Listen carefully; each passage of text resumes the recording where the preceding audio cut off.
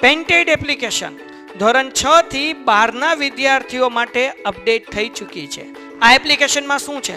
બધા જ વિષયના વિડીયોઝ છે. ગુજરાતની બેસ્ટ ફેકલ્ટી દ્વારા લાઈવ લેક્ચર્સ છે. આઈએમપી પ્રશ્ન છે, ટેસ્ટ સિરીઝ છે અને ગુજરાતના તમામ વિદ્યાર્થીઓ સાથે તમે તમારી કમ્પેરિઝન કરી શકો છો. ગેમિફિકેશન છે અને બીજું ઘણું બધું. તો તમે એપ્લિકેશન ડાઉનલોડ ન કરી હોય તો ડિસ્ક્રિપ્શનમાં લિંક આપી છે. હમણાં જ પ્લે સ્ટોર ઉપર જાઓ અને એપ્લિકેશન ડાઉનલોડ કરો. ઘરે બેઠીને સરસ મજાનું ગુજરાતની જોરદાર ફેકલ્ટી સાથે ભણો, સારા માર્ક્સે પાસ થાઓ. કે જ્યારે કોઈ શેર હોલ્ડરનું અવસાન કે નાદાર અથવા તો અસ્થિર મગજનો જાહેર થાય ત્યારે કાયદાકીય પ્રક્રિયા દ્વારા ફરજિયાત ફેરબદલી આવશ્યક બને છે. આવા સંજોગોમાં તેના વારસદાર કે કાયદેસરના પ્રતિનિધિ સભ્ય બને છે. પરિણામે તેમનું નામ સભ્યપત્રકમાં દાખલ થતાં સભ્યપદ મેળવે છે. કાયદાકીય પ્રક્રિયા દ્વારા થતી ફેરબદલી માટે કંપની સમક્ષ પોતાના અધિકારપત્ર રજૂ કરવા પડે. આ આપણે જોઈ ગયા ચેપ્ટર નંબર 1 એસપીસીસીનો પહેલો જ ભાગ, કે જ્યારે કોઈ વ્યક્તિનું શું થાય, અવસાન થાય, અસ્થિર મગજનો જાહેર થાય અથવા તો નાદાર જાહેર થાય, બરાબર, ત્યારે જે એનો વારસદાર હોય એના નામે શેર શું થઈ જાય? ટ્રાન્સફર થઈ જાય. તો ટ્રાન્સફર થઈ ગયા એનું નામ એડ થશે. જેના નામે શેર હતા એનું નામ શું થશે? કમી થશે, નીકળી જશે. બરાબર. તો જ્યારે નામ એડ થશે તો એ શું બનશે? નવો વ્યક્તિ સભ્ય બનશે. એમ આગળના ચેપ્ટર મુજબના જ આખા પોઈન્ટ્સ છે. બરાબર. બીજું કાંઈ છે નહીં, વધારે હશે તો ઓનલાઈન કરાવીશ. હવે અવેશ તરીકે મળેલા છે. કંપની અસ્તિત્વમાં આવે અને ધંધો શરૂ કરે ત્યાર સુધીમાં અનેક નિષ્ણાત વ્યક્તિઓની સેવા લેવી જરૂરી બને છે. આવી સેવા આપનાર વ્યક્તિઓ તેમની સેવા કે કામગીરીના મહેનતાણા બદલ પૂર્ણ ભરપાઈ થયેલા શેર કંપનીની અવેજમાં આપે છે. કંપની અવેજમાં આપે છે. પરિણામે તે વ્યક્તિનું નામ સભ્યપત્રકમાં નોંધવામાં આવે છે અને સભ્યપદ મેળવે છે. ભાઈ, જ્યારે તમે કંપની સ્ટાર્ટ કરો તો બની શકે કે નવો કાયદો આવે, નવી પરિસ્થિતિ આવે, ઇકોનોમિકલ રીતે ભાઈ ઘણા ડાઉનફોલે આવી જાય, ત્યારે તમારે કોઈક એક્સપર્ટની સલાહ લેવી પડે તમારા કંપની માટે. બરાબર. તો એ એક્સપર્ટની સલાહ તમે જ્યારે લ્યો છો ત્યારે એને તમારે સામે પૈસા તો દેવા પડે. પણ ઘણી કંપની શું કરે છે? સામે પૈસા આપતી નથી. એ શું આપી દે છે? શેર આપી દે છે. તો જ્યારે એને શેર મળશે તો એ શું બનશે? એક ટાઈપ ઓફ સભ્ય જ બનશે. બરાબર. કોણ? જે નિષ્ણાત વ્યક્તિ છે એ. એટલે એનું નામે સભ્યપત્રકમાં એડ થાય. બીજું શું છે?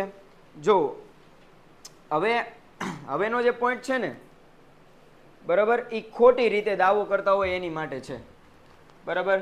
જે ખોટી રીતે શું કરતા હોય? દાવો કરતા હોય કે અમે તો શું છીએ ભાઈ કંપનીના, હજી અમે સભ્ય છીએ, પણ ખરેખર સભ્ય હોય નહીં. કે સભ્ય તરીકેનો કેવો દાવો કરશે? ખોટો દેખાવ કરે કે સભ્ય ખરેખર હોય નહીં, તો એવી રીતે એ દેખાડે કે એ શું છે? કંપનીનો સભ્ય છે. તો એમાં શું કીધું?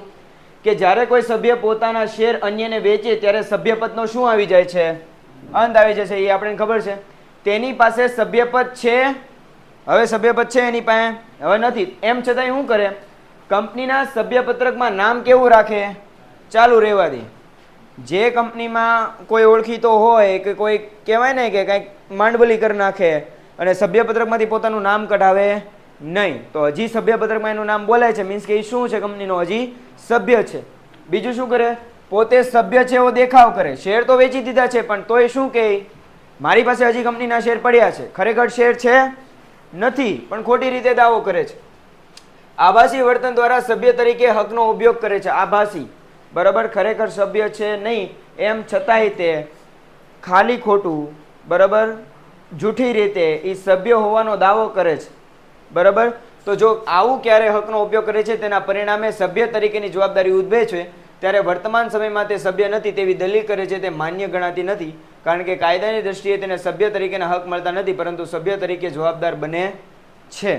બરાબર. નેક્સ્ટ બીજું શું છે? ત્યાગપત્ર. વર્તમાન શેર હોલ્ડરોને હકના શેર ખરીદવા માટે મળેલ હકનો સંપૂર્ણ કે આંશિક રીતે અન્યની તરફેણમાં જતો કરે ત્યારે ત્યાગપત્રનો ઉપયોગ કરે છે. ત્યાગપત્રના આધારે જ વ્યક્તિનું નામ દર્શાવેલ હોય તે શેર હોલ્ડર બને છે અને કંપનીના સભ્યપત્રકમાં નામ નોંધવા માટે વિનંતી કરે છે. કંપની તેને માન્ય કરી સભ્યપત્રકમાં નામ નોંધે છે ત્યારે તેને સભ્યપદ પ્રાપ્ત થાય છે. ત્યાગપત્ર ઓલવેઝ વાત આપણે જોઈ ગયા હતા. ત્યાગપત્રને મેં આઈએમપી કીધું હતું. ત્યાગપત્રનો સીધો મિનિંગ એમ છે કે મારી પાસે 50 શેર હોય. કેટલા શેર? 50 શેર હોય. એમાંથી 25 શેર જે છે હું મારા ભાઈના નામે ટ્રાન્સફર કરવા માંગુ છું. બરાબર. તો મારે શેનો ઉપયોગ કરવો પડે? ત્યાગપત્રનો ઉપયોગ કરવો પડે. ત્યાગપત્રમાં લખવું પડે કે મારા 50 શેર છે, એમાંથી 25 શેર હું મારા ભાઈના નામે કરવા માંગુ છું ને એની બધી ડિટેલ્સ બધી જોડવી પડે. આગળ આપણે ભણી ગયા છે. તો જ્યારે આવી રીતે હું મારા શેરનો ત્યાગ કરતો હોઉં, બરાબર, કે ત્યાગપત્રનો ઉપયોગ કરતો હોઉં, તો સામેવાળી જે વ્યક્તિ છે એ આપોઆપ શું બને છે? સભ્ય બને છે ને એને સભ્ય પ્રાપ્ત થાય છે. રૂપાંતરિત ડિબેન્ચર ધારક. આપણે ડિબેન્ચર ભણી ગયા. આપણે ડિબેન્ચર બે ટાઈપના, ઘણા ટાઈપના હતા, એમાંથી એક ટાઈપ હતો કયો? રૂપાંતરિત ડિબેન્ચર. કે તમે જે ડિબેન્ચર લીધા છે એ અમુક નિશ્ચિત સમયે કંપની એને શેમાં ટ્રાન્સફર કરી દેશે? ઇક્વિટી શેરમાં શું કરી દેશે? એને ટ્રાન્સફર કરી દે. તો શેર મળ્યા એટલે આપોઆપ તમારું નામ હેમાં એડ થશે? સભ્યપદમાં નામ એડ થાય એટલે તમે શું બનશો? સભ્ય બનશો. બરાબર, આ જ છે, બીજું આમાં કઈ લખેલું નથી. હવે બીજા કેવા કીધા? Sweat equity share. આગળ એ કીધું sweat equity share the most આઈમ્પી one liner question માટે, 1 માર્કના ક્વેશ્ચન માટે સ્વેટ ઇક્વિટી શેરની વ્યાખ્યા ખાસ યાદ રાખજો. કંપની તેના સંચાલકો, કર્મચારીઓ અને વિશિષ્ટ જ્ઞાન ધરાવતા કર્મચારીને વટાવથી અથવા રોકડ સિવાયના અવેજથી શું આપે છે? શેર ફાળવે. અને કયા શેર કીધા છે? ઇક્વિટી શેર કીધા. ભાઈ તમારી પાસે કંઈક વધારાની નોલેજ છે, વધારાનું જ્ઞાન છે, તો વધારે તમે કંપનીમાં વધારે સારું એવું કામ કરો છો તો તમને સ્વેટ એટલે પરસેવો, પણ આમાં પરસેવો મહેનતનો, એમ કે મહેનત તમે જે કરી છે અથવા તો તમે જે કંઈ વધારે કંઈ કામ કર્યું છે કંપની માટે, એના બદલામાં કંપની તમને શું આપશે? શેર આપશે. એને શું નામ આપ્યું? Sweat equity share. પણ આ વ્યાખ્યા નહીં લખવાની, વ્યાખ્યા આ લખવાની. કઈ? કે સંચાલકો, કર્મચારીઓને, વિશિષ્ટ જ્ઞાન ધરાવતા કર્મચારીઓને કેવી રીતે આપે? વટાવથી આપે અથવા તો રોકડના અવેજથી. જે વધારાના શેર આપે એને કયા શેર કીધા? Equity share. જે શેર મળે તો ઓબ્વિયસ વાત છે સભ્યપત્રકમાં નામ ચડશે. સભ્યપદનો અંત ક્યારે આવે? આ હમણાં જે બધું જોઈ ગયા એનું ઊંધું. જેટલા આપણે ઉપર પોઈન્ટ્સ જોઈ ગયા એનું આપણે શું જોવાનું છે? સાવ ઊંધું જોવાનું છે. તો પેલું કીધું શેર ફેરબદલી દ્વારા મારા નામના શેર હોય, 50 શેર જે છે એમાંથી 50 હું મારા ભાઈના નામે કરી નાખું તો મારા સભ્યપદનો શું આવી જશે? અંત આવી જશે. બરાબર. કંપનીનો સભ્ય પોતાના તમામ શેર અન્ય કોઈ વ્યક્તિ કે વ્યક્તિઓને વેચે ત્યારે શેરની ફેરબદલીની પ્રક્રિયાના આધારે શેર વેચનારનું નામ સભ્યપત્રકમાંથી શું થાય છે? રદ થાય છે અને સભ્યપદનો અંત આવે છે. કાયદાકીય રીતે હસ્તાંતરણ. જ્યારે કોઈ સભ્યનું શું થાય? અવસાન થાય, નાદર થાય કે અસ્થિર મગજનો જાહેર થાય ત્યારે કાયદાની પ્રક્રિયા દ્વારા જે વ્યક્તિ માલિક બને, બરાબર, એ સભ્ય બને. અને જે વ્યક્તિનું અવસાન થયું હોય, અસ્થિર મગજનો થયો હોય કે નાદાર થયો હોય એનું સભ્યપદમાંથી નામ હટી જશે એટલે એ સભ્ય રહેશે નહીં. શેર જપ્ત થઈ જાય, શેરના હપ્તા પ્રોપર ભર્યા હોય નહીં, બરાબર, શેરના હપ્તા ન ભરે તો શેર શું થઈ જાય? તમારા જપ્ત કરી થઈ જાય. બરાબર. નોટિસો આપે ને સેક્રેટરી, ચેપ્ટર નંબર 1 એકવાર જોઈ લેવું. કંપનીએ શેર પરના હપ્તા મંગાવ્યા હોય અને નિયત મુદ્દતમાં શેર હોલ્ડર્સ હપ્તાની રકમ ન ભરે ત્યારે યોગ્ય કાર્યવાહી બાદ જે શેર જપ્ત કરવામાં આવે છે પરિણામે તે શેર હોલ્ડર નામ સભ્યપત્રકમાંથી રદ થાય અને સભ્યપદનો શું આવે છે? અંત આવે છે. અગેન કહી દઉં, જો આગળના 2 ચેપ્ટર તમારે આગળના 2 ચેપ્ટરનું બેઝ ક્લિયર હશે ને, એસપીસીસીની વાત કરું છું, આગળના 2 ચેપ્ટરનો બેઝ ક્લિયર હશે ને તો એસપીસીસીમાં આટલો બધો વાંધો નહીં આવે. તમારે ખાલી પેલા 2 ચેપ્ટરનો બેઝ મસ્ત ક્લિયર કરી નાખવાનો છે. આ એનો થોડુંક હાર્ડ છે પણ રીડિંગ રાખશો તો વાંધો નહીં આવે. ચાલો હવે કયો? શેર લિયન હકનો ઉપયોગ કરે. અગેન શેર લિયન હક ધી મોસ્ટ આઈમ્પી 2 માર્કના ક્વેશ્ચન માટે તે ને ઓનલાઈનર ક્વેશ્ચન માટે તે બોર્ડ ગમે એવી રીતે પૂછશે. ચેપ્ટર નંબર 1 માં આપેલું છે. કંપનીના નિયમન પત્રમાં શેર લિયન અંગેની જોગવાઈ હોય તો કંપની પોતાની લેણી રકમ વસૂલ કરવા માટે શેર હોલ્ડરને શું આપે છે? નોટિસ આપે છે. જ્યારે કંપની શેર લિયન હકનો ઉપયોગ કરે ત્યારે પોતાનું લેણું વસૂલ કરવા માટે શેર હોલ્ડરના શેર વેચી દે છે ત્યારે જે તેના મૂળ શેર હોલ્ડરના સભ્યપદનો શું આવે છે? અંત આવે છે. શેર જપ્ત કરી લીધા, હવે એ શેર શું કરે છે? પાછા વેચી દે છે. તો જેના નામે શેર હતા એનું નામ કટ એટલે સભ્યપદનો અંત. Redeemable preference share. Redeemable preference share ખબર છે? રિડીમેબલ પ્રેફરન્સ શેર કોને કહેવાય ખબર છે? રિડીમેબલ પ્રેફરન્સ શેર એક ટાઈપ ઓફ તમે કહો ને તો ઓલા જેવા જ હોય, ડિબેન્ચર જેવું જ હોય, બરાબર, પણ આ શેરના ટાઈપમાં છે. ડિબેન્ચરમાં કેવું હોય કે તમારે નિશ્ચિત સમયે વ્યાજ દેવાનું ને દેવાનું. કંપનીને નફો થાય તોય તે, ન થાય તોય તે. જે વ્યાજ નક્કી કરેલું છે એ ડિબેન્ચર હોલ્ડરને વ્યાજ દેવાનું ને દેવાનું. આ લોકોને તે મળે વ્યાજ, પણ ક્યારે?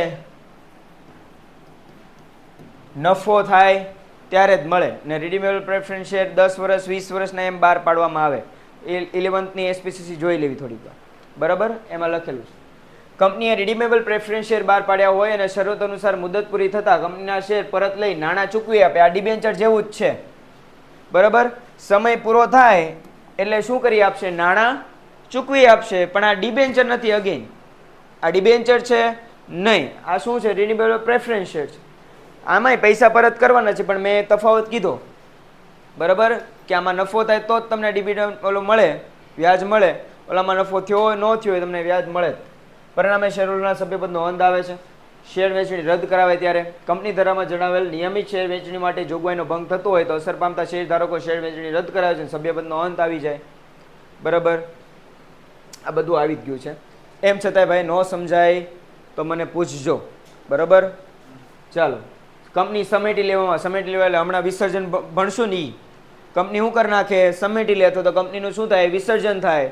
ત્યારે કંપનીનું વિસર્જન થઈ ગયું. જે લેણી રકમ દેવાની થતી હતી, જે પૈસા દેવાના થતા, એ બધા પૈસા આપી દીધા, બરાબર.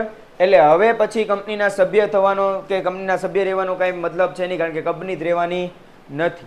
એટલે કંપની પોતાનો ધંધો બંધ કરે, સમેટી લેતો તો ફરચામાં જ્યારે કંપનીની સાથે સભ્યપદનો શું આવી જાય? અંત આવે.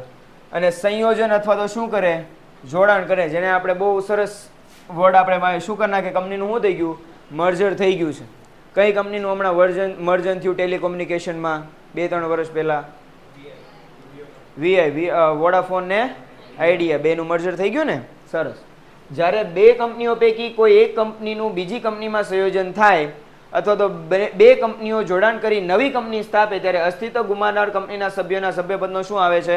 અંત આવે છે. દાખલા તરીકે કહું કે એક વોડાફોન હતું અને એક આઈડિયા હતું. હવે આમાં શું કીધું? જ્યારે બે કંપનીઓ પૈકી કોઈ એક કંપનીનું બીજી કંપનીમાં શું થઈ જાય? સંયોજન. આ બે સાથે મળીને કામ કરે, બરાબર. હવે એમ થઈએ કે વીઆઈ જોડાણું, વોડાફોન ને આઈડિયા જોડાણું, તો એ બે મળીને ડાયરેક્ટ એક અલગ જ કંપની ખોલી. તો આ બેના જે પહેલાના સભ્ય હતા એ સભ્યપદનો શું આવી જશે? એનો અંત આવી જશે. હવે ઘણી બધી વાર એવું કંપની કરે છે કે એના જે જૂના સભ્યો હોય ને એને નવી કંપનીના શેર જે છે થોડાક ઓછા ભાવે જે છે પ્રોવાઈડ કરે છે, કારણ કે તો જૂના સભ્ય હતા ને આપણા, એવી રીતે કરે છે, બરાબર. બાકી જો આવી રીતે થતું હોય તો જે જૂની કંપનીના સભ્યો હતા એનો સભ્યપદનો શું આવી જશે? અંત આવી જશે, બરાબર. સભ્યપદમાં કોઈને કાંઈ પ્રોબ્લેમ, કાંઈ ક્વેશ્ચન? સભ્યપદ એ ઇઝી છે. હવે આપણે જોવાનું છે આપણો નેક્સ્ટ ચેપ્ટર. ઘણાને કંપનીનું વિસર્જન છે. કંપનીનું વિસર્જન સાવ સહેલું ચેપ્ટર છે, બરાબર. એટલે એ આજે આપણે જોઈ લઈએ. ચાલો હવે કાઢો કંપનીનું વિસર્જન. કંપનીનું વિસર્જન સ્કૂલમાં કેટલા ને સમજાણું? કંપનીનું વિસર્જન કોને કહેવાય? થોડું ઘણું સમજાણું? એટલે મને ખ્યાલ આવે એમ કે મારે કેમ સમજાવવું. સમજાણું છે કે નથી સમજાણું? ઓકે, તો પછી મને એમ ખબર પડે. ઓબ્વિયસ વાત છે. નામમાં શું કીધું છે? વિસર્જન. ગણપતિ વિસર્જન કીધું નહીં. આ કોનું વિસર્જન છે? કંપનીનું. ગણપતિ વિસર્જનની જેમ નથી કે 10 દિવસ રાખ્યા, 11 દિવસ રાખ્યા પછી વિસર્જન, એમ ન હોય. કંપનીનું વિસર્જન કોઈ ચોક્કસ કારણોસર જ થાય, આમને આમ થાય નહીં. એટલે ધ્યાન આપજો એમ. ચલો, ઇઝી ચેપ્ટર છે. માર્ક ગેઇન કરવા હોય, માર્ક લેવા હોય ને તો આ ઇઝીમાં ઇઝી ચેપ્ટર છે વિસર્જન. કારણ કે સાવ કહેવાય ને આગળના ચેપ્ટર ખ્યાલ આવી ગયા હોય ને તો સાવ ઇઝી જ. કંપનીએ કાયદા દ્વારા અસ્તિત્વમાં આવતી કૃત્રિમ વ્યક્તિત્વ છે. અગેન આગળ મેં ટીક કરાવેલું છે તોય એમસીક્યુમાં પૂછાય કે એટલે કહી દો કંપનીએ કેવું વ્યક્તિત્વ છે? કૃત્રિમ વ્યક્તિત્વ છે. એમસીક્યુમાં આવી શકે. આથી તે કાયદા દ્વારા સર્જન થયેલી વ્યક્તિ ગણાય છે. કંપની ભૌતિક અસ્તિત્વ ધરાવતી નથી, એટલે કે કુદરતી રીતે મૃત્યુ પામી શકે નહીં. વ્યક્તિત્વ તો કીધું, પણ કેવું વ્યક્તિત્વ છે? કૃત્રિમ, બરાબર. રોબોટ હું રાખું તો રોબોટનો જન્મ ને મરણ એવું કાંઈ શબ્દ આવે એની માટે? એને લાગુ પડે? ન પડે. વ્યક્તિ માટે પડે? પડે. તો કંપની એક કૃત્રિમ વ્યક્તિત્વ છે તો એની માટે મૃત્યુ પામી શકે કે જન્મ લઈ શકે એવો શબ્દ વાપરવામાં આવતો નથી. કંપનીનો રોજબરોજનો વહીવટ કાયદા અનુસાર થાય છે ને અંત પણ કઈ રીતે આવે? કાયદા દ્વારા જ થાય. આમને આમ વિસર્જન થઈ શકે નહીં. જો કંપનીનું વિસર્જન કરવું હોય તો પહેલા ફડચાની પ્રક્રિયામાં લઈ જવી પડે, જેમાં કંપની ફડચામાં હોય ત્યારે કંપનીનો અંત આવતો નથી, પરંતુ ફડચાની પ્રક્રિયા અને કાયદેસરની વિધિ પૂર્ણ થયા પછી જ કંપનીનું વિસર્જન થાય છે. અગેન આ શબ્દ ખાસ ધ્યાન રાખજો. કંપની હેમાં ગઈ? ફડચામાં ગઈ અને કંપનીનું શું થયું? વિસર્જન થયું. બે કેવી વસ્તુ છે? અલગ વસ્તુ છે.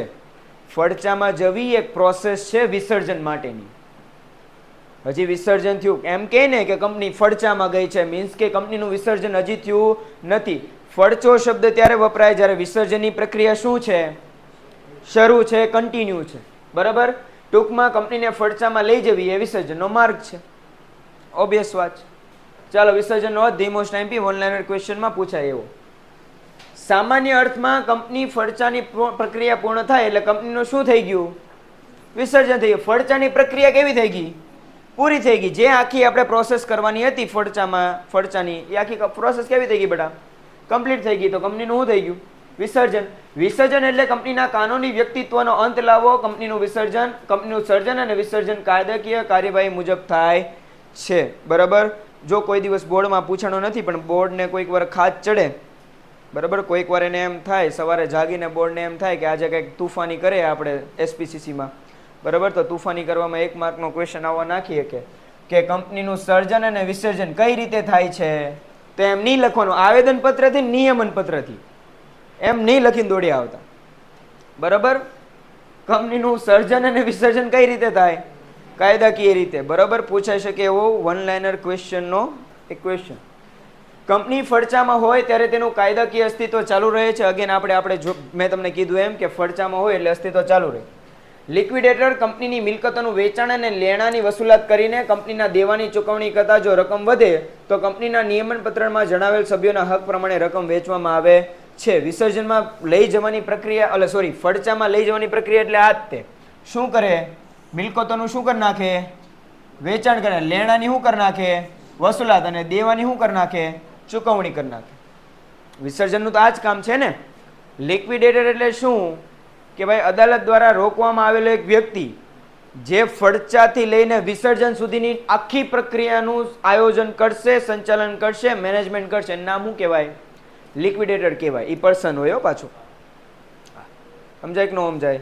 બરાબર. તો ઓબ્વિયસ વાત છે, લિક્વિડેટર શું કરશે, કંપનીની મિલકતો વેચી નાખશે. જેની પાસેથી પૈસા લેવાના હતા એ મેળવી લેશે, જેને દેવાના હતા એ દઈ દેશે. એમ છતાંય પૈસા વધે તો નિયમન પત્રમાં જે રીતે જણાવ્યું હોય એ રીતે સભ્યોના હક પ્રમાણે એને પૈસા વધારાના મળે. જો પૈસા વધ્યા હોય તોની વાત છે. એની વ્યાખ્યા કીધી છે LCB ગોવરના જણાવ્યા મુજબ કંપનીને ફડચામાં લઈ જવી એ એક પ્રક્રિયા છે જે દ્વારા અસ્તિત્વનો અંત લાવવામાં આવે છે અને તેની મિલકતોનો વહીવટ કંપનીના લેણદારો અને સભ્યતાના હિત માટે કરાય છે. ઓબ્વિયસ વાત છે, મિલકતો કોની માટે વેચવાની છે, મારી માટે વેચવાની છે, મન દેવાના નથી દેવાના, તો કોને દેવાનો, મિલકતોનો વહીવટ એટલે વેચાણ કોની માટે હોય, કંપનીના લેણદારો, કે ભાઈ લેણદારો છે ને પૈસા ચૂકવી દઈએ એટલે છૂટા થઈએ એમ. અને સભ્યોના હેની માટે હોય, હિત માટે હોય છે. આ એક વ્યાખ્યા ઈઝી છે, યાદ રાખવી હોય તો રાખજો. આમ કંપનીને ફડચામાં લઈ જવી એક પ્રક્રિયા છે જેના દ્વારા કાયદાકીય વ્યક્તિત્વનો અંત આવે છે. કંપનીના વિસર્જનની અગાઉની પ્રક્રિયા એટલે કંપનીને ફડચામાં લઈ જવાની પ્રક્રિયા. અગેન IMP ક્વેશ્ચન, બરાબર, કે કંપનીના વિસર્જનની અગાઉની પ્રક્રિયા એટલે શું, તો કઈ આવશે, ફડચામાં લઈ જવાની પ્રક્રિયા. બરાબર, ધ્યાન રાખજો.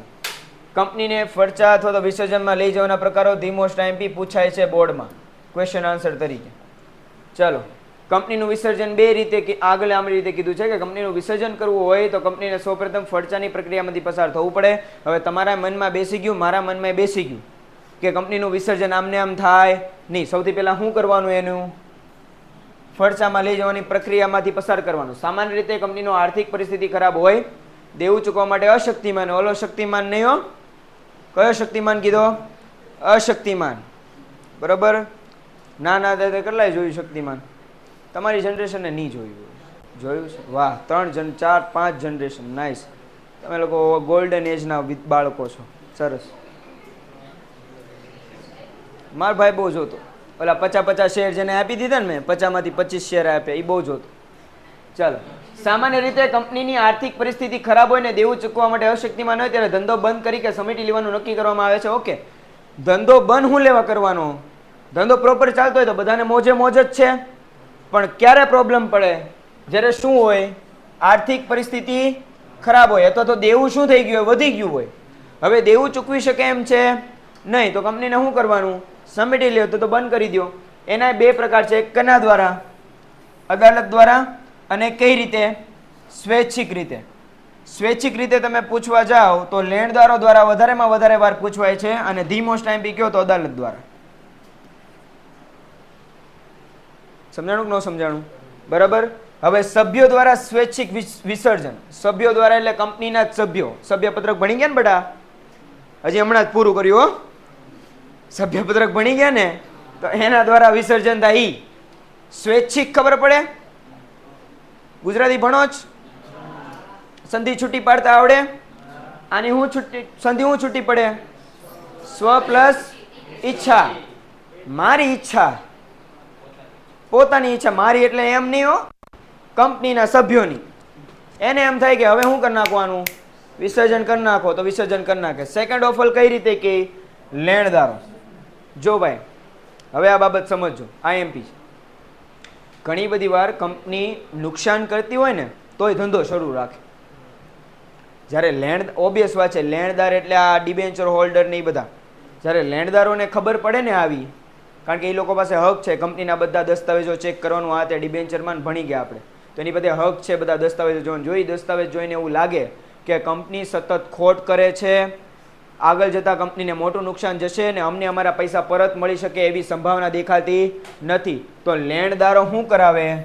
કંપનીનું વિસર્જન કરાવે ને એની માટે ક્યાં અરજી નાખે?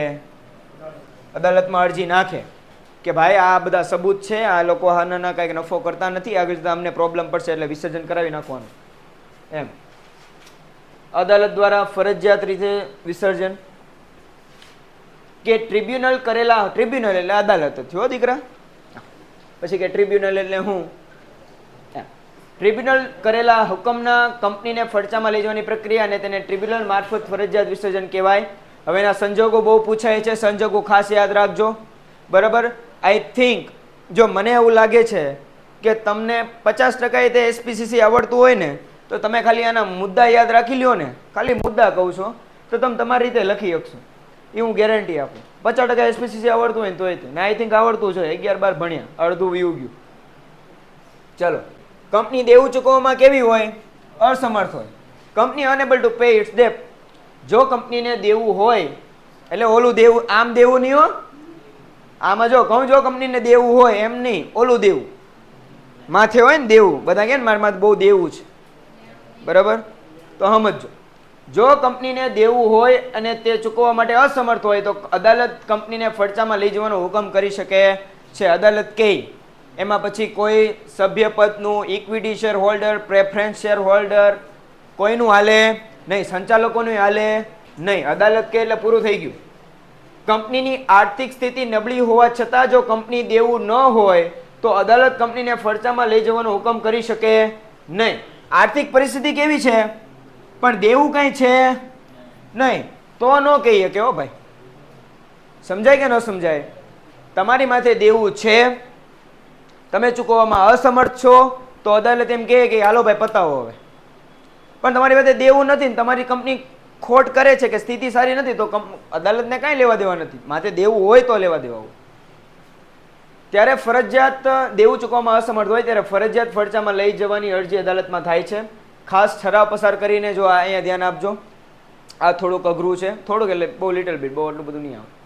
કોઈ પણ કારણસર કંપની ખાસ ઠરાવ પસાર કરી નક્કી કરે કે અદાલત દ્વારા કંપનીને ફડચામાં લઈ જવી જોઈએ તો કંપનીને ફડચામાં લઈ જઈ શકાય છે. કંપનીના સભ્યો દ્વારા પણ સામાન્ય સભામાં ખાસ ઠરાવ પસાર કરીને કંપનીને ફડચામાં લઈ જઈ શકે છે.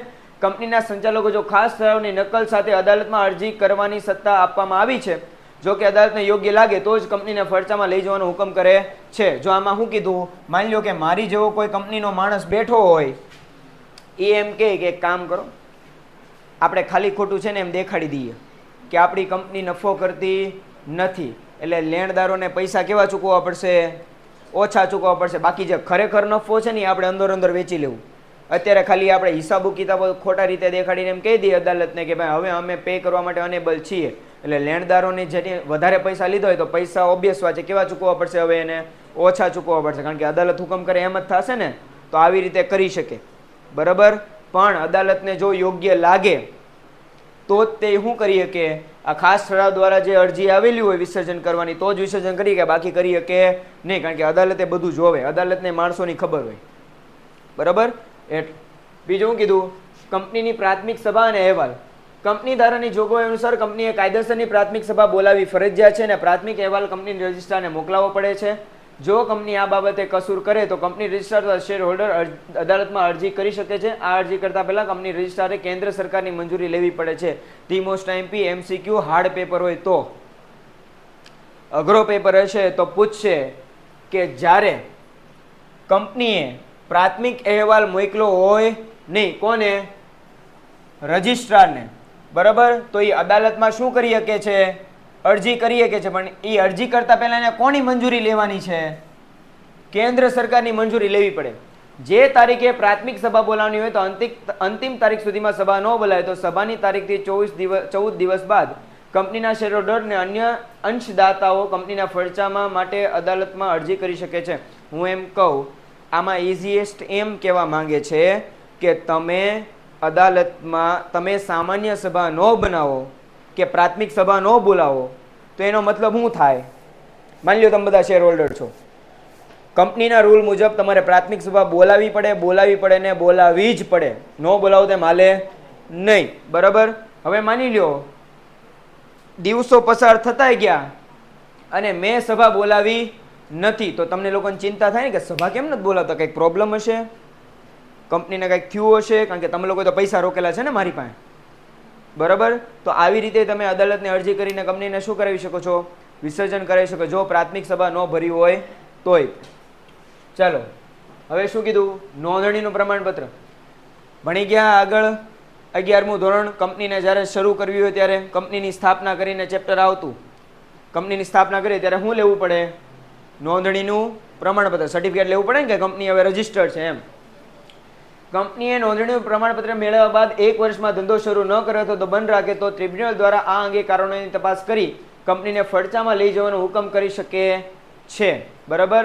અગેન નોંધણીનું પ્રમાણપત્ર આ તમારે 11માં બેઠું આ લખેલું છે કે નોંધણીનું પ્રમાણપત્ર મળી ગયું છે આજની તારીખે. આજ કેટલી તારીખ થઈ? 27 તારીખ થઈ ને, 27/2025 મને મળી ગયું છે શું? પ્રમાણપત્ર. કંપની શરૂ કરવાનું, પણ 2026 આવી ગઈ, એની 27 તારીખ થઈ ગઈ તો હજી મેં કંપનીમાં કાંઈ ધંધો કાંઈ શરૂ કર્યું નથી. જો એવું લાગે તો અદાલત શું કરી શકે?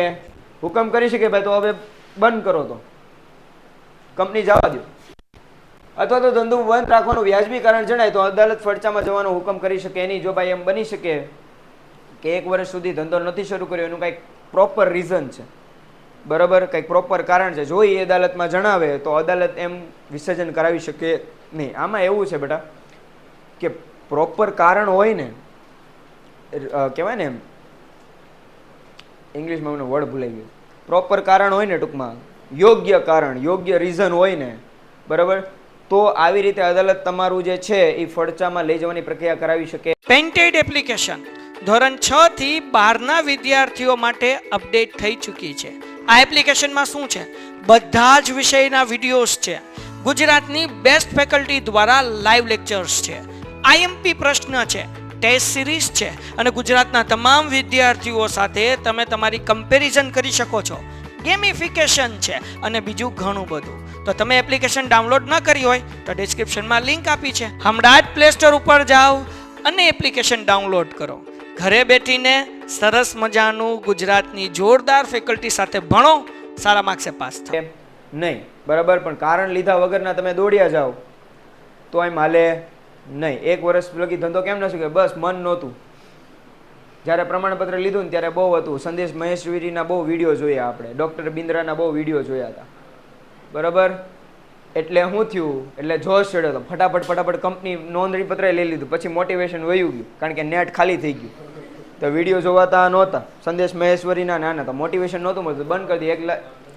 બરાબર, ફોને તૂટી ગયો, કારણ કે કંપની શરૂ કરવા માટે પૈસા લાગીને પૈસા કોની પાસે લીધા હોય? દીકરાએ પપ્પા પાસે લીધો હોય. પપ્પા પછી ખબર પડે કે દીકરાએ આવી રીતે કરી નાખ્યું તો 1 વર્ષ લગી ફોને હાથમાં હોય નહીં. આવું જ્યારે અદાલતને કહે તો શું થાય કે 1 વર્ષ આની હાડું ધંધો નથી શરૂ કર્યો, તો અદાલત પ્રેમથી કહે તો બેટા અમે ફડચામાં લઈ જઈએ છો, ચિંતા ન કર, તું બીજા 2-3 વર્ષ આરામથી વિચારજે, હજી વિડીયોઝ જો, તને જ્યારે મન થાય ને પ્રોપર ત્યારે ધંધો શરૂ કરજો.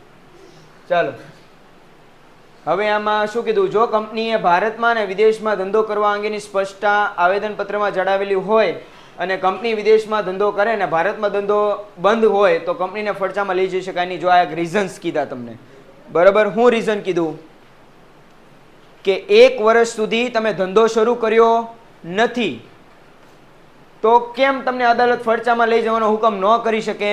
તો પહેલું કારણ, તમે એવી રીતે ડિસાઈડ કર્યું હતું, એવી રીતે પ્રમાણપત્ર લીધું કે તમે ક્યાં ધંધો શરૂ કરશો? ભારતમાં તે અને વિદેશમાં તે. એવી શું કરી હતી? તમે સ્પષ્ટતા કરી હતી. ભારતમાં ધંધો શરૂ કર્યો નથી પણ વિદેશમાં ધંધો શરૂ છે. ભારતમાં ધંધો કેવો છે પણ વિદેશમાં શરૂ છે, તો ફડચામાં લઈ જઈ શકાય નહીં. જો પણ આવી રીતે આવેદનપત્રમાં સ્પષ્ટતા કરી હોય તો. કંપની ભવિષ્યમાં ધંધો શરૂ કરશે તેવી સ્પષ્ટ શક્યતા જણાવતી હોય તો ફડચાનો હુકમ કરી શકાય નહીં. બરાબર. પપ્પાએ ફોન નવો લઈ દીધો છે, સાહેબ 2 મહિનામાં હું પાછો ફરીથી કંપની શરૂ કરી દઈશ, જો એમ કહે તો એમ અદાલત ના પાડે નહીં. બરાબર. ચાલો, સભ્ય સંખ્યામાં ઘટાડો. જો આ રીતે આઈએમપી જ છે, તમારી પાસે સભ્ય જ નથી તો તમે કંપની કેમ શરૂ રાખશો ભાઈ? ઓબ્વિયસ વાત છે ને, કારણ કે કંપની હાલે હેનાથી? સભ્યોથી હાલશે ને. એમ જાહેર કંપનીમાં સભ્યની સંખ્યા 7 થી ઓછી ને ખાનગી કંપનીમાં કેટલી કીધી છે? 2 થી ઓછી. ધી મોસ્ટ આઈએમપી MCQ માટે કે જાહેર કંપનીમાં સભ્યની સંખ્યા કેટલી છે? 7 થી ઓછી. એટલે ઓછામાં ઓછા કેટલા હોવા જોઈએ? 7 જણા સભ્યો હોવા જોઈએ. કેમાં પણ? જાહેર કંપનીમાં. ખાનગી કંપનીમાં કેવા હોવા જોઈએ? 2 થી ઓછા. તો કંપનીને ફડચામાં લઈ જઈ શકાય છે. સામાન્ય રીતે કંપનીના સભ્યો જ કંપનીને ફડચામાં લઈ જતા હોય છે. સભ્ય સંખ્યામાં ઘટાડો થયો હોવા છતાં પણ જો કંપની 6 મહિના સુધી પોતાનો ધંધો ચાલુ રાખે તો તેની જાણ જે સભ્યોને હોય તેવા દરેક સભ્યો કંપનીના ભવિષ્યમાં તમામ દેવા માટે અંગત રીતે જવાબદાર ગણવામાં આવે છે. જો આ ખાસ અગત્યનું, જો સભ્ય છે નહીં, સભ્યો છે જ નહીં, પણ 6 સભ્ય નથી તોય શું કરે છે? 6 મહિના લગી ધંધો શરૂ રાખે. આપણે ખાનગી કંપનીની વાત કરીએ, 2 જ સભ્યો છે. કેટલા સભ્યો છે? 2 જ સભ્યો છે, તોય 6 મહિના લગી શું રાખે છે? ધંધો શરૂ રાખે છે. તો હવે આગળ જતા જો કાંઈ પણ પ્રોબ્લેમ થઈ, જો કાંઈ પણ દેવું ચૂકવવાનું આવ્યું તો એ જવાબદારી કોની ગણાશે? આજે આ લોકોની, જેણે ધંધો શરૂ રાખ્યો, જે સભ્ય છે ને, સભ્યો ઓછા હોવા છતાંય તે ધંધો શરૂ રાખે છે, તો એ લોકોની જવાબદારી ગણાશે કે હવે આગળ જતા જે કાંઈ પણ પૈસા ચૂકવાના થાય એ તમારા ખીચામાંથી દેવાના. ભારતનું સાર્વભૌમત્વ અને અખંડિતતા. હવે જો આ સમજો, આ થોડુંક નવું છે. અખંડિતતા કીધી છે, બરાબર. કંપનીએ ભારતના સાર્વભૌમત્વ અને અખંડિતતાના હિતને વિરુદ્ધ કોઈ કૃત્ય કર્યું અથવા તો રાજ્યની સલામતીનું વિરુદ્ધનું કૃત્ય કર્યું હોય અથવા તો વિદેશી રાજ્યો સાથે મૈત્રીપૂર્ણ સંબંધોની વિરુદ્ધ કૃત્ય કર્યું. કૃત્ય એટલે કોઈ એવી કામ, કૃત્ય એટલે કામ. હો, હા, પાછું એમ ન કહેવાય. તો ટ્રિબ્યુનલમાં કંપનીને ફડચામાં લઈ જવાનો હુકમ કરી શકે છે. ભાઈ, ભારત માની લ્યો કે ભારતની કોઈ કંપની છે, અત્યારે વી ઓલ નો કે આપણા પાકિસ્તાન સાથે રિલેશન એટલા બધા સારા છે નહીં, બરાબર. એમ છતાંય ભારતની કોઈ કંપની જે છે એ પાકિસ્તાનની કોઈ કંપની સાથે શું કરે છે? બિઝનેસ કરે છે, બરાબર. એના કારણે આપણું શું સાર્વભૌમત્વ અને અખંડિતતા જણાતી નથી. ને બીજું શું કરે છે કે ભાઈ પોતાના રાજ્યોના લોકો હોય, પોતાના રાજ્યોની જે કાંઈ કંપની હોય એની સાથે સારો એવો બિઝનેસ કરી છે, પણ બાકીના રાજ્યોના સાથે બિઝનેસ સારી રીતે કરતી નથી, એની સાથે સારી રીતે વર્તન કરતી નથી, અથવા તો કાંઈક ને કાંઈક રીતે બે વચ્ચે ડિસ્પ્યુટ સતત સર્જાય છે. આવું જો કરતી હોય કંપની કોઈ, તો અદાલત કહે કે ભાઈ તો પછી બંધ જ થઈ જાઓ. સમજાય કે ન સમજાય? બરાબર. યોગ્ય અને ન્યાયી કારણો. જો યોગ્ય કારણ હોય તો, યોગ્ય અને ન્યાયી કારણોને આધારે કંપનીને ફડચામાં લઈ જવા માટે અદાલત પાસે વિશાળ સત્તાઓ છે, જે નીચે જણાવેલ કારણોને આધારે હોઈ શકે છે. જો અહીંયા આ સમજો, કંપનીમાં મડાગાંઠ પડી હોય. કઈ ગાંઠ પડે? મડાગાંઠ પડી હોય, બરાબર. અત્યારે કેન્સરની ગાંઠ ને એ બધું તો સાંભળ્યું હતું. આ ઝઘડા કહેવાય. યસ, સરસ, થેન્ક યુ. મડાગાંઠ પડી હોય અથવા તો શું કરવો હોય? વહીવટ કરવો અશક્ય હોય, સેક્રેટરી જેવો પકડીને લાવ્યો હોય તો શું કરવાનું? સમજાય? મડાગાંઠ એટલે અંદર અંદર માથાકૂટ જ થાય. ડિબેન્ચર શેર હોલ્ડરને મારે, શેર હોલ્ડર પ્રેફરન્સ શેરને મારે, ત્રણે મળીને સભ્યોને મારે, સભ્યોને મળીને ઓલા સેક્રેટરીને બધા કૂદી જ પડે, બધાને બાંધવું જ છે. માડાગાંઠ જ થાય છે બધા હારવાર. એ જોતા જોતા એકને ગાંઠ થઈ ગઈ, પૈસા મળી શકે એમ છે નહીં. વાય? કારણ કે વિસર્જન થયું નથી. વિસર્જન થાય તો પૈસા આવે ને તો ઓપરેશન કરાવે. ગાંઠમાં જીવન નીકળી ગયું. જો આવું કઈ થાય તો શું કરીએ કે ભાઈ લઈ એની કરતા બંધ કરી દો ને, એકબીજાને ત્યાં ગાંઠું થઈ જશે ભાઈ પ્રોબ્લેમ. કહેતા બંધ કરી દો ધંધો ભાઈ, પ્રેમથી બંધ કરો. એવું અદાલત કેવો, હું નહીં. મારું કોણ સાંભળે તમારી સિવાય. જો કંપની તેના મુખ્ય ઉદ્દેશ્યને કોઈ કારણસર ગુમાવે, અહીંયા ધ્યાન આપો. આવેદન પત્ર અને નિયમન પત્ર તમે જ્યારે બનાવતા હોય ને ત્યારે તમારે એમાં આઈએમપી શું લખવો પડે? તમારો ઉદ્દેશ, કે કંપની શું લેવા શરૂ કરવાની છે? તો સાહેબ નફો કરવા માટે. એમ નહીં. કંપની ઉદ્દેશ શરૂ કરવાનો ઉદ્દેશ શું છે? કે ભાઈ અમારે કંઈક વસ્તુ બનાવી છે, કોઈ વસ્તુ પ્રોડક્ટ બનાવી છે, બરાબર. અથવા તો માની લો કે એ લોકોનો એવી રીતે હોય કે અમે મેડિસિન બનાવશું, દવાઓ અમે બનાવશું, એવી રીતે કોઈ કંપનીએ શરૂ કર્યું હોય, બરાબર. પણ દવાઓ બનાવવાની જગ્યાએ શેમ્પૂ ને કન્ડિશનર ને આન તેન બનાવવા લાગી. આ તો જે એક્ઝામ્પલ છે. હું જે સેમ તમને કહેવા માંગુ છું કે કંપનીએ જ્યારે પોતાનો મુખ્ય ઉદ્દેશ, કંપની જેની માટે શરૂ કરી છે એની બહારના કામ કરે છે તો વિસર્જન કરાવી શકાય છે. દર વર્ષે શું કરતું હોય? ખોટ કરતી હોય. બીજું શું કીધું? રચના અને સમગ્ર વ્યવહાર કપટ અને છળમય હોય ત્યારે. જો કપટ અને છળમય કીધું, બરાબર. અંદરો અંદર secretary, debenture holder, share holder, preference share holder, equity share holder, સંચાલકો બધા મળીને અંદર અંદર શું કરતા હોય? કપટ કરતા હોય, છળ કરતા હોય. છળ ઇન ધ સેન્સ કે હા છળ છળ ઇન ધ સેન્સ કે કોઈનું ખરાબ કરવું ટૂંકમાં એમ. કંપનીને ખ્યાલ ન હોય એવા એવી રીતે સેક્રેટરી પૈસા કાઢી લે, હિસાબોમાં ખોટ કરાવે, એવી રીતે ટૂંકમાં જે કંપની ભેગી કરી છે આખી આ બધી, એ બધા એ લોકો કેવા છે? કપટવાળા છે. કોઈ હારવાર કોઈ પર ભરોસો કરે એમ છે નહીં. અંદરો અંદર બધું ખાઈ જાય. કંપની ક્યાં તો એ કોને ખબર? અમને પૈસા આવે છે. આવું અદાલત જોઈએ કે નહીં? તો બંધ કરાવી દે ભાઈ, એની કરતાં બંધ કરજો, બરાબર. હવે શું ભણવાનું? સ્વૈચ્છિક વિસર્જન. મનથી ઈચ્છાથી કરી નાખો ને, હવે કાંઈ નહીં. હવે અદાલતને આડું શું લેવાનું નથી. કંપની કાંઈ નહીં, બંધ કરો એમ. કંપની તથા લેણદારો કે સભ્યો અદાલતમાં ગયા. વાર્તા નથી હો, કીધું છે કે કંપનીના તેના લેણદારો કે સભ્યો ક્યાં ગયા? અદાલતમાં ગયા, બરાબર. અદાલતમાં ગયા કે નહીં? નથી ગયા. કહાનીમાં ટ્વિસ્ટ આવ્યો. અદાલતમાં ગયા નથી. અદાલતમાં ગયા હોય તો સામે આવે, ભણી ગયા ભાઈ. તમે સ્ટોરી પર ધ્યાન આપો. કલાકનું પિક્ચર છે આપણું, બરાબર. આપણા સિઝન આવે એસપીસીસી ધ મિસ્ટ્રી, બરાબર. દર શનિવારે એક એપિસોડ રિલીઝ થાય આપણો, બરાબર. આજનો એપિસોડમાં થોડોક બહુ મોટો ટ્વિસ્ટ આવી ગયો. અહીંયા સભ્યો જાતા નથી. ક્યાં? આમ આપણે દેખાડતા હતા સીનમાં કે અદાલતમાં જાય છે પણ અદાલતથી વળી ગયા. તો ક્યાંય ગયા? સ્વૈચ્છિક રીતે કંપનીને ફડચામાં લઈ જવાનું નક્કી કરે તો સ્વૈચ્છિક ફડચામાં કંપની અને તેના લેણદારો, કંપની અને તેના સભ્યો પરસ્પર એકબીજાના હકો નક્કી કરે છે. જો ભાઈ અહીંયા ધ્યાન આપજો ખાસ. ચલો બહુ થઈ ગઈ મસ્તી, હવે અહીંયા ધ્યાન આપો.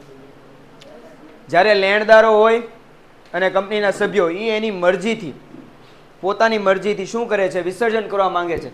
ત્યારે સ્વૈચ્છિક ફડચામાં લઈ જવું ત્યારે લેણદાર અને એના સભ્યો એકબીજાના શું હક નક્કી કરે છે. મીન્સ કે માની લો કે મેં સભા બોલાવી, આ સાઈડ જે છે એ બધા ડિબેન્ચર હોલ્ડર છે ને આ સાઈડ જે છે બધા શેર હોલ્ડર છે.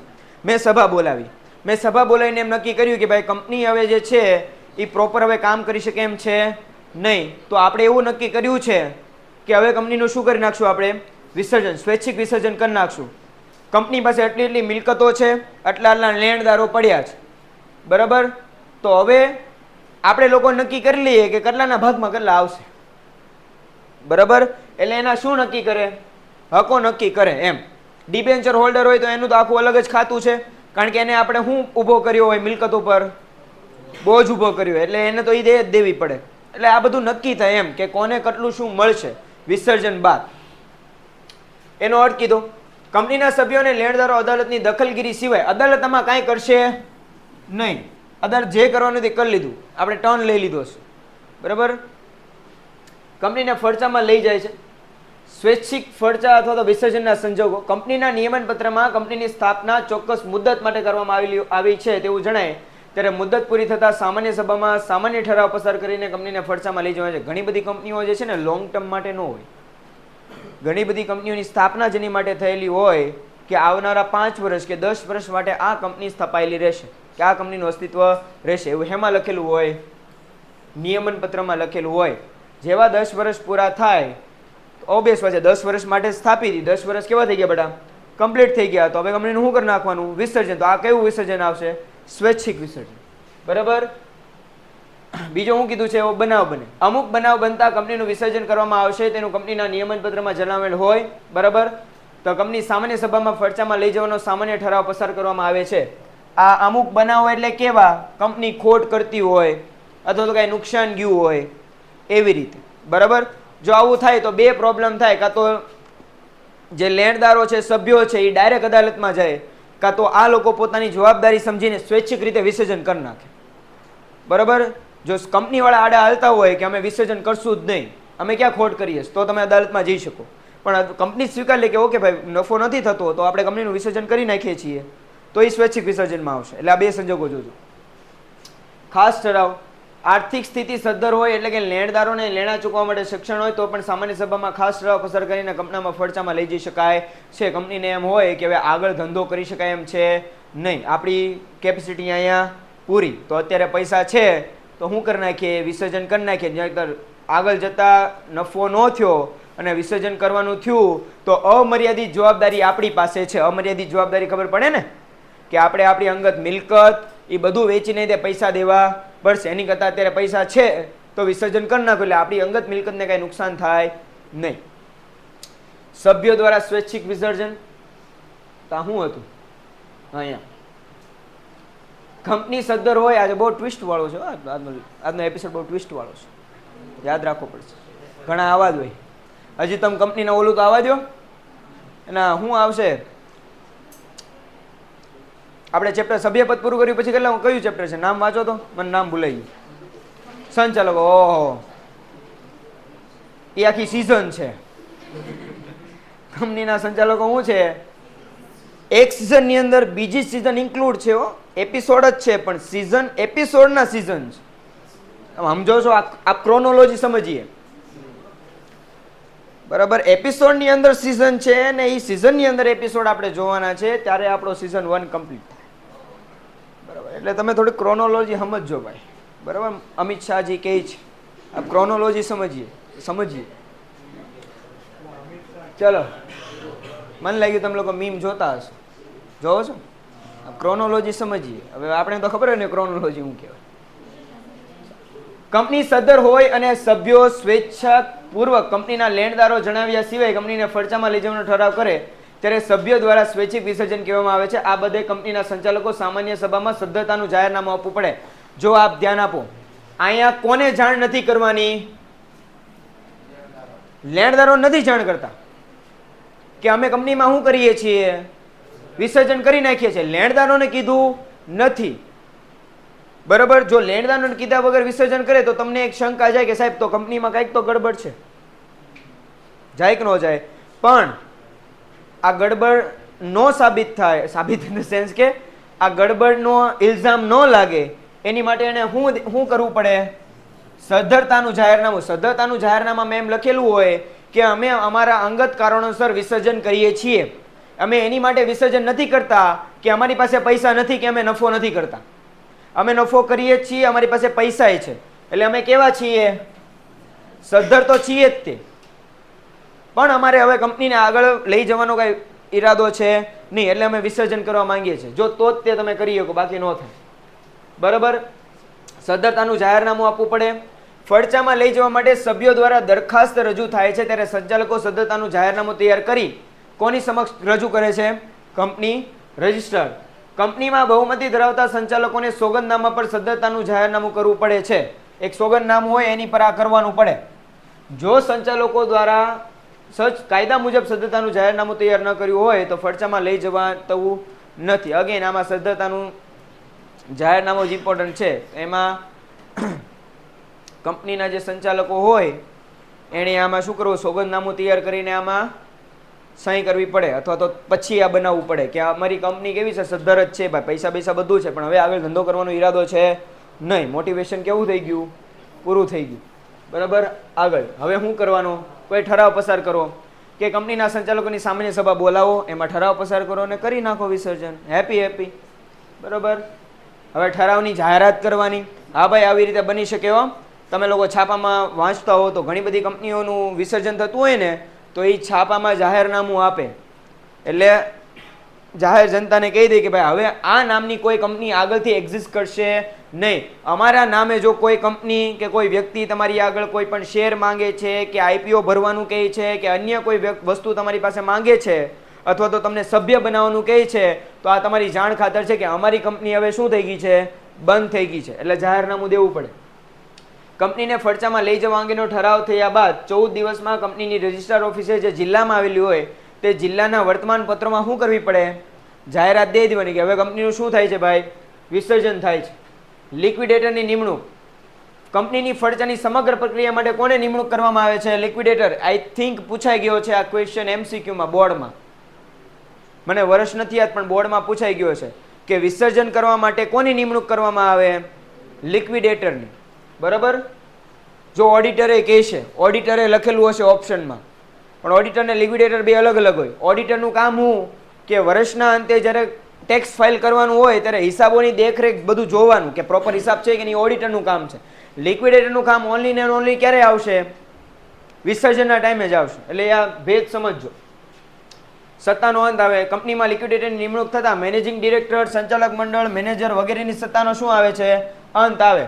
ત્યારે હવે આ બધા કોઈ કામના રહેશે નહીં. એ એમ કે લે હું તો મેનેજિંગ ડિરેક્ટર છું, તો ભાઈ પૂરું થઈ ગયું, ભાઈ લિક્વિડેટર નિમાઈ ગયું. બરાબર. સંચાલક મંડળ, મેનેજર કોઈનું કાંઈ હાલે જ નહીં, પૂરું થઈ ગયું બધું. રજિસ્ટ્રારને જાણ કરવી પડે કે ભાઈ હવે અમારા ટાટા બાય બાય થઈ ગયા છે, કંકુના થઈ ગયા છે અમારા. બરાબર. એટલે હવે અમે જઈએ છીએ, દુઆમાં યાદ રાખજો. હવે તમને કોઈ અહેવાલ દેવા નહીં આવે. બરાબર. અહેવાલના કાગળિયા હોય એનાથી આંવડા લૂછી નાખજો. પણ હવે અમે મળશું નહીં. બરાબર. એ આપણી સિઝનનો એન્ડિંગ પાર્ટ છે, પણ એ ત્યારે વાત, આ મારું સિઝનનો એન્ડ જ હતો. આ સિઝનનો એન્ડ હતો, પણ એન્ડને આપણે પ્રીક્વલમાં લઈ લીધો છે. બરાબર. ધ્યાન રાખજો. હે બેટા થોડોક જોરથી બોલને.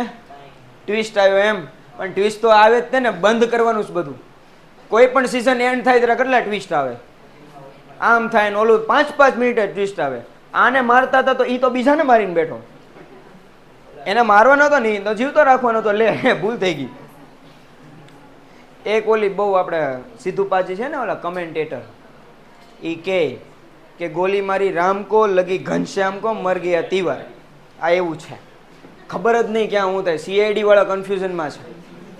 કંપનીમાં લિક્વિડેટરની નિમણૂક અંગે નિયત સમયમાં કંપની રજિસ્ટ્રારને નોટિસ દેવી પડે કે ભાઈ હવે લિક્વિડેટર નિમાઈ ગયો છો, અગેન ચન્ના મેરૈયા કહી દેવું પડે આને. રજિસ્ટ્રારને બધું કહેવાનું. તમારી કંપનીમાં ગ્લાસ અહીંથી આમ લીધો હોય તો કહેવાનું કે આટલા સેન્ટીમીટર ગ્લાસ હલ્યો છે અમારે, એની નોંધ કરીએ છીએ.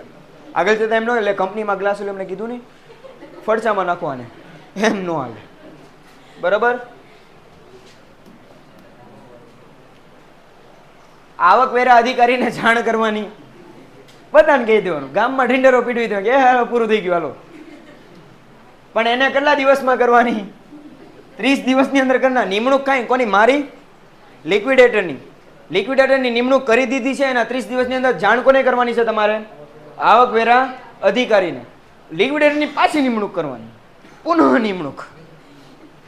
જો નિમણૂક પામેલ લિક્વિડેટર આકસ્મિક સંજોગોમાંની જગ્યા ખાલી પડે, માની લો કે મને લિક્વિડેટર તરીકે નિમ્યો હોય, પણ હવે મને મોટિવેશન છે નહીં, હવે મારે લિક્વિડેટરનું કામ કરવું નથી, તો બીજાને નિમવું પડે ને, તો પુનઃ અગેન બીજાને નિમો.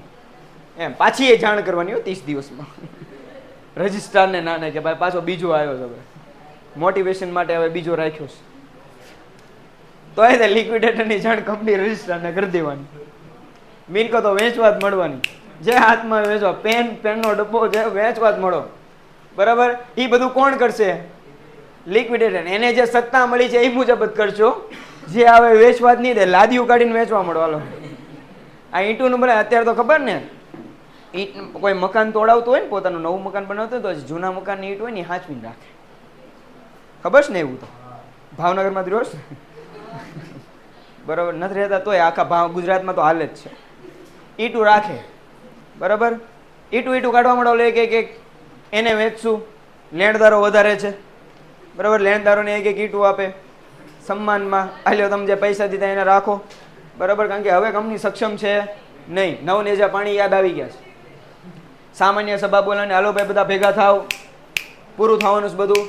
જો ખર્ચાની પ્રક્રિયા 1 વર્ષ કરતાં વધુ સમય માટે, તમને એમ થાય સાહેબ 1 વર્ષ માટે હજી બધું વેચવાનું જ તે, પણ ભાઈ મોટી કંપની હોય, માની લો કે ટાટા કંપનીને ફડચામાં લઈ જવાની હોય તો એની કેટલી બધી મિલકત છે, એના કેટલા બધા લેણદારો છે, એના કેટલા બધા ડિબેન્ચર હોલ્ડર્સ હશે. સમજાય કે ન સમજાય?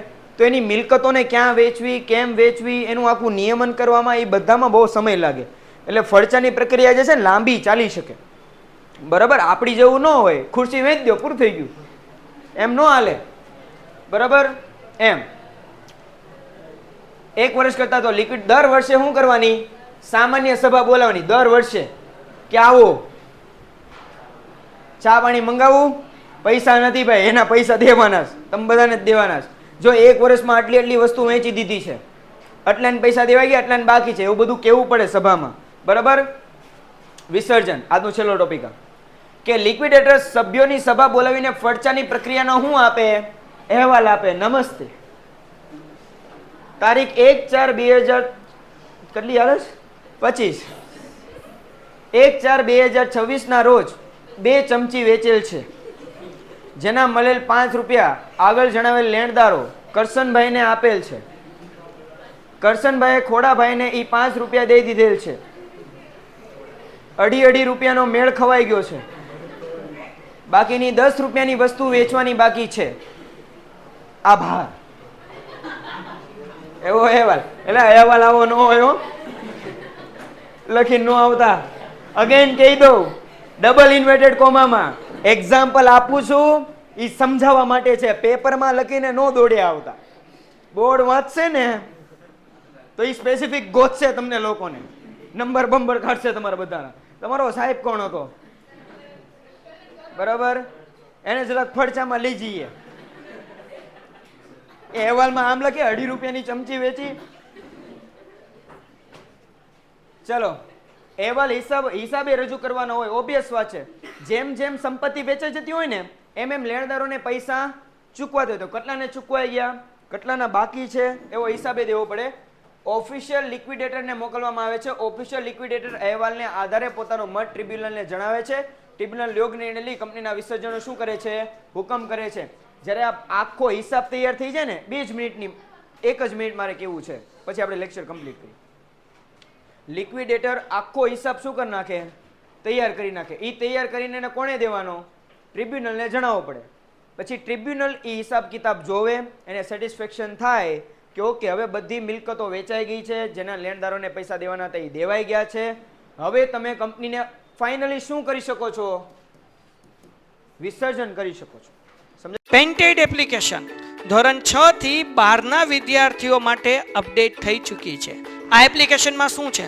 બધા જ વિષયના વિડીયોઝ છે. ગુજરાતની બેસ્ટ ફેકલ્ટી દ્વારા લાઈવ લેક્ચર્સ છે. આઈએમપી પ્રશ્ન છે, ટેસ્ટ સિરીઝ છે અને ગુજરાતના તમામ વિદ્યાર્થીઓ સાથે તમે તમારી કમ્પેરિઝન કરી શકો છો. ગેમિફિકેશન છે અને બીજું ઘણું બધું. તો તમે એપ્લિકેશન ડાઉનલોડ ન કરી હોય તો ડિસ્ક્રિપ્શનમાં લિંક આપી છે. હમણાં જ પ્લે સ્ટોર ઉપર જાઓ અને એપ્લિકેશન ડાઉનલોડ કરો. ઘરે બેઠીને સરસ મજાનું ગુજરાતની જોરદાર ફેકલ્ટી સાથે ભણો, સારા માર્ક્સે પાસ થાઓ.